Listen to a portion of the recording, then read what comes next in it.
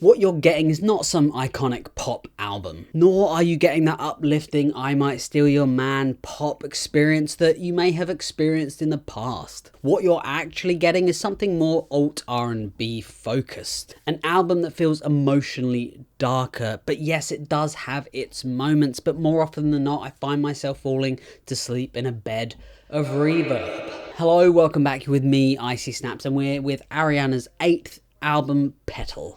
Unfortunately for me, it falls into the ever-growing category over the past few years of bland pop releases. Don't get me wrong, I absolutely love pop, but we see this thing lately where things just feel rather safe. Easy chart toppers that really start to get on your nerves the 1000th time I've listened to it in a tattoo studio. Oh my God, when will it end?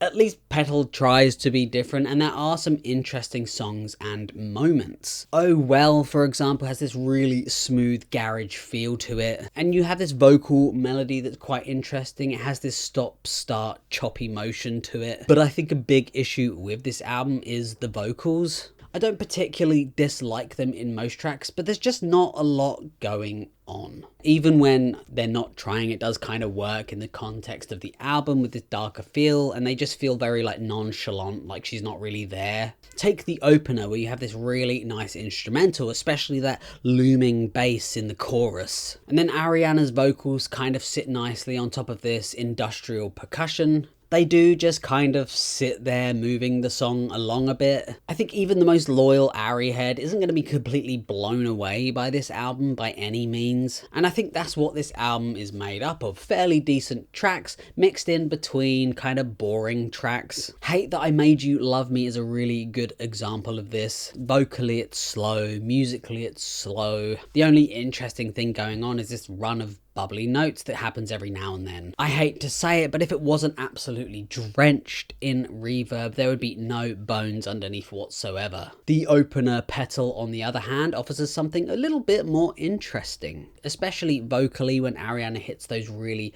high notes. Lyrically, she's getting a few things off her chest, right? Feeling somewhat delicate, like a petal in the pavement, with a lot of pressure about who she is, who people want her to be, and who she actually feels like. The song does keep it interesting with that slight rhythm change about a minute in, getting slightly faster. I wouldn't say many of the instruments are particularly interesting throughout the album, but I will say the production is doing a lot of heavy lifting. The momentum does keep it up with Stay, thankfully. I was worried it was going to be a bit like that Kid Laroi song in that opener, but luckily it has a bit more character. I'm loving that airy 80s house synth mixed with those percussions. It makes for something quite dynamic and lush. And I think the vocal performance here is one of my favourites on the album. And I think the length of the song works in its favour. Any longer and I think it would get kind of repetitive, so luckily it isn't that long. After the song Oh Well, things do fall off a bit with Big Feelings and Freak, both feeling a little underwhelming. Freak though has this really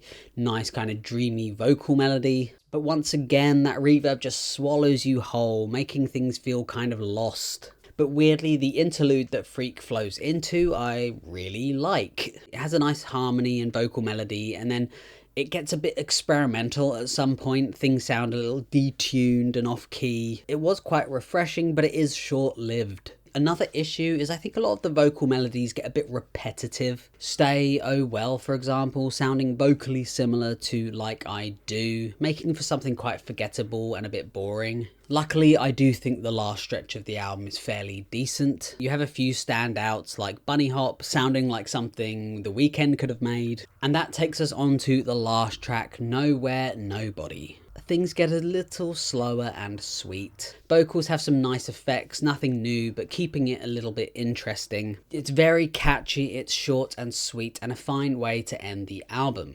This album is like digging for gold. You have to wade through nothing just to find that little sparkle in the bottom of your sieve. The production I think is really good, but it doesn't save it from being kind of average. Ariana's vocals can be there, but often they feel distant and lazy. I don't think it's a bad listen at all. It's just nothing memorable, and I don't think it's going to stand the test of time. But fans will find something to love. So all in all, I would give this album a 5 9.5 out of 10. Thank you so much for watching. Tell me what you thought down below. Check out another video if you like, and feel free to like, subscribe and comment, whatever you like, and yeah, hopefully catch you on the next one.